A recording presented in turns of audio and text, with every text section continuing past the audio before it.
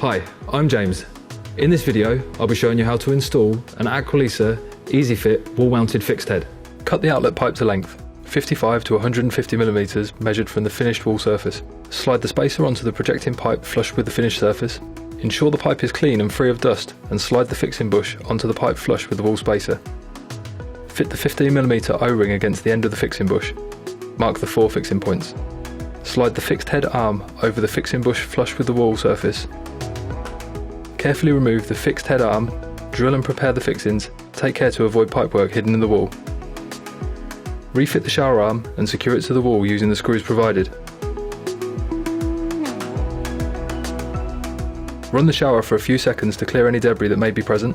Fit the fixing cover plate. You may need a tool with smooth jaws to lock the head into position.